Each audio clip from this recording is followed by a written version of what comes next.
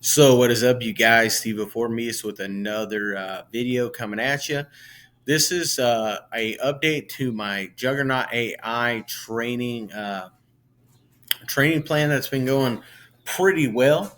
Did 265 for 4.5 reps. Nearly got the fifth rep um, on my tempo bench Monday.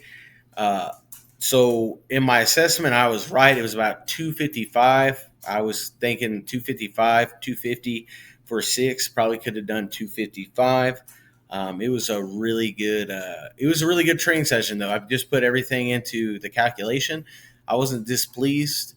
Went a little heavier than usual, or went a little heavier than I'd like to, but it was RPE 10 day, so we need to make sure, hey, that it was to that standard, right? So that went really well. Monday, Tuesday, I went for a 245 top set. It was supposed to be RPE 10, but it was more of like RPE 7 on my good mornings. And it's something that you don't really want to fail on. So I believe that the app was pretty accurate in assessing, like, hey, we're going to do this. I didn't know, I don't even know my max. I've never maxed on a good morning. Um, Conjugate, a lot of times, if you've looked into conjugate training, they do have good mornings that they max out on different bars, different things like that. So concurrent training systems, they'll have you max out on that for 5 rep maxes or 3 rep maxes or 1 rep max. I've never maxed out on the movement. And if you do it right, it's pretty good, but it's one of those things, like, if you have one little misstep or mishap, you could really mess yourself up. So I think the training app was very smart in being like, hey, 245, 1 by 6. It said it was supposed to be RPE 10, but it was more like an RPE 7. Honestly, I probably could have done 10 reps with it, no problem. So updated my training max to about 300 on that particular movement. Uh, Although I probably could do easy, probably I could do upwards of probably 315 for probably six. That's just the truth there. That's just how strong my posterior chain and my back is. So it's something that I'm looking forward to. Yesterday, it was a good training session as well. I did my Pinley rows, 5 sets of 10 to 20, no problem.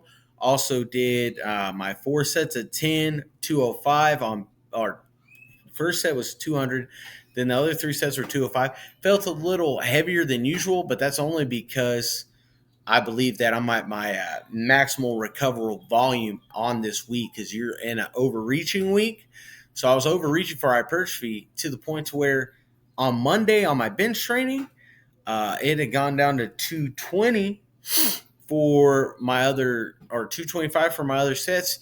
And so, but one of those I nearly failed on, like one of my last reps, and it just shut off the rest of the sets pertaining to my bench. So that means my fatigue levels and my accumulation just mean that it's been adding up. My fatigue had been getting up there, and yesterday it was good, but the the first 3 sets felt a little bit heavier. The last set was fine though. The last set felt really good. So um, I don't know, a little bit of accumulation there.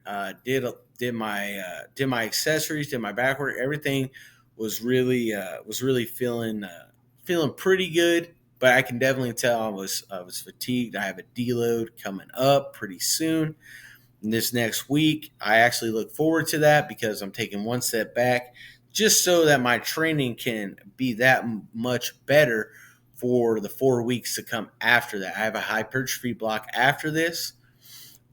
Saturday, which is tomorrow, I'll be having halting deadlifts again. I believe I have 2 sets of 8 at like 330.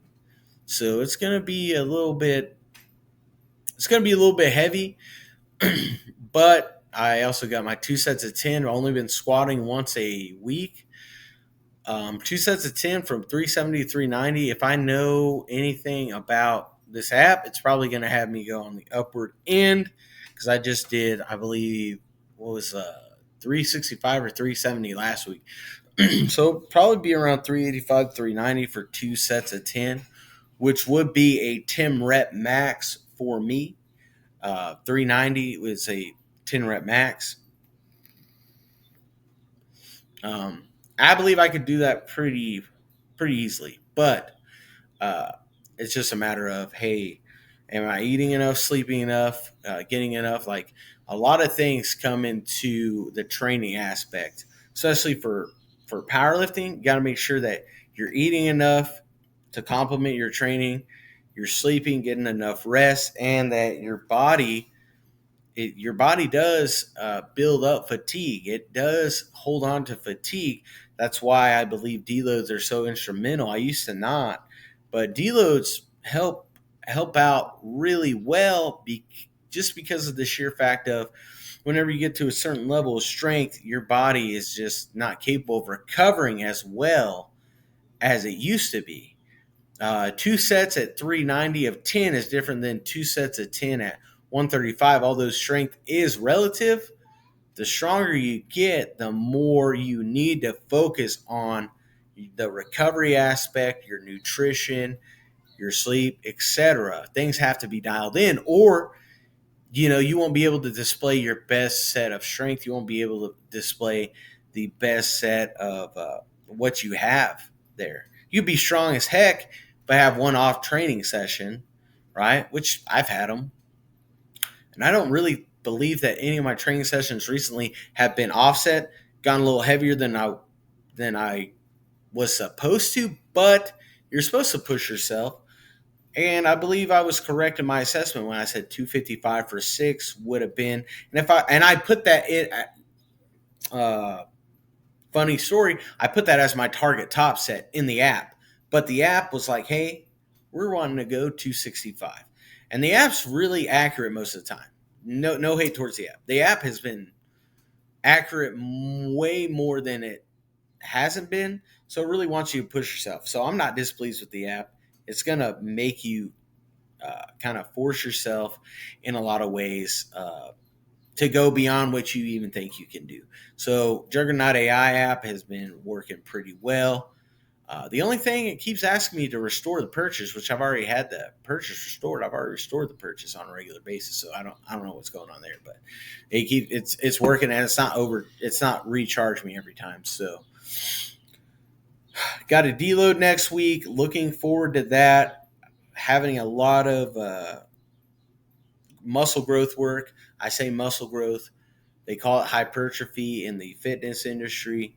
And I've been sitting at probably around 228 to 230, trying to just pretty much focus on the numbers. I do want a 350 bench. 600-pound squat is the main goal right now, and a 650 deadlift. And so the 650 deadlift, I believe, is very, very plausible as long as I'm just training correctly, deloading correctly, and just all around watching my recovery. Um, I believe that is a very possible thing within a 6 month training span, 6 to 8 months. It all depends on if I'm going to go to Wichita Falls in November. Um, then those numbers will probably be dialed back a little bit more just because I won't have the extra 3 months of training to do.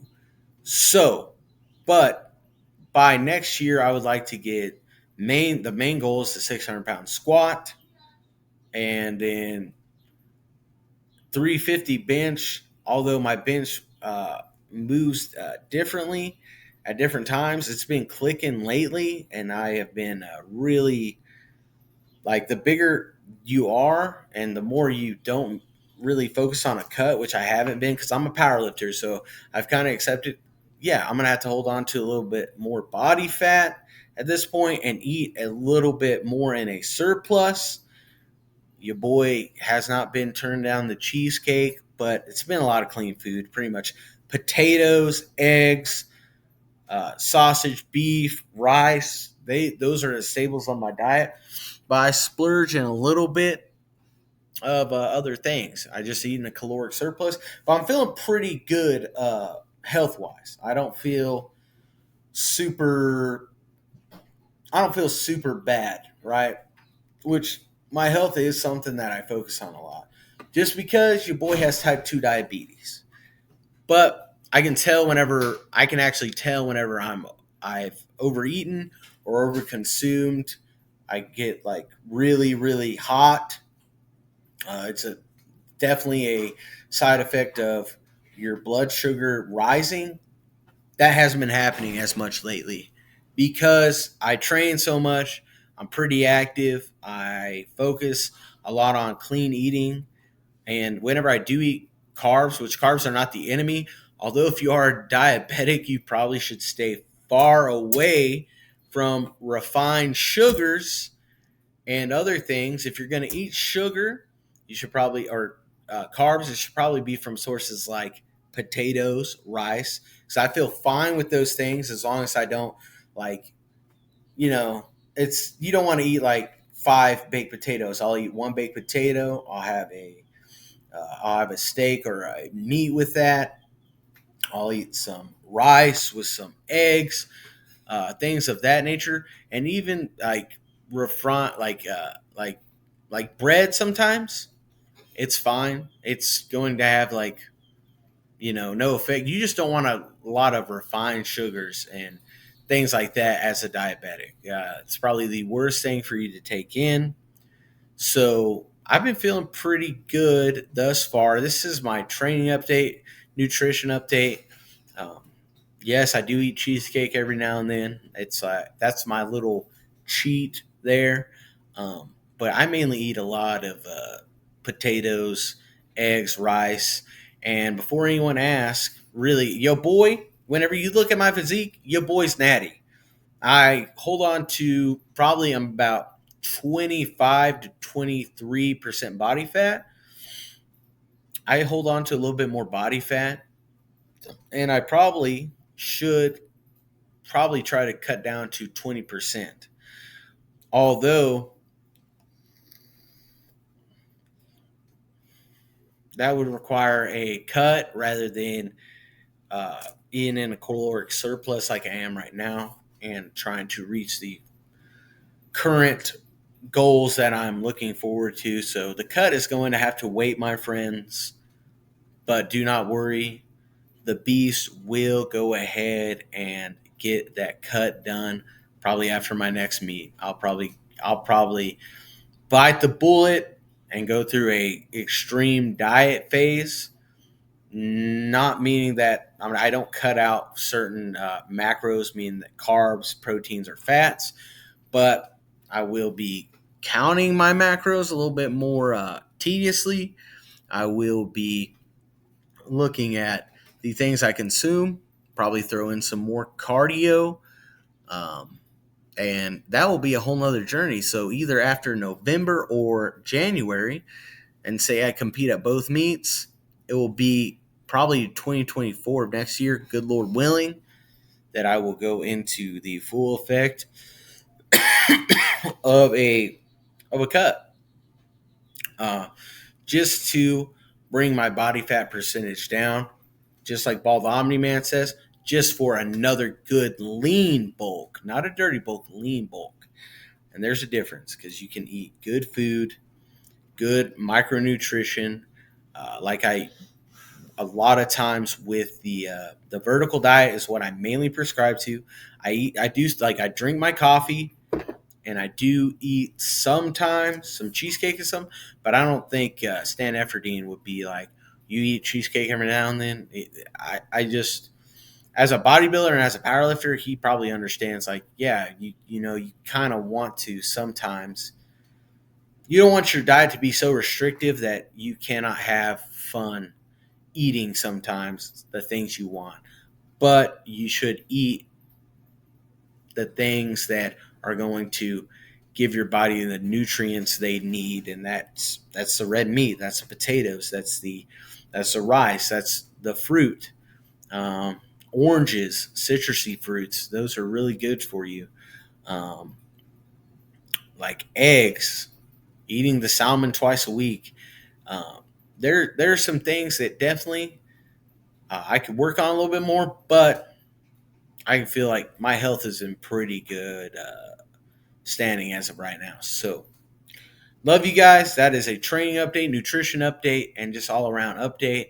Hope you guys have a great day. God bless you guys, and remember to live, and learn. Peace.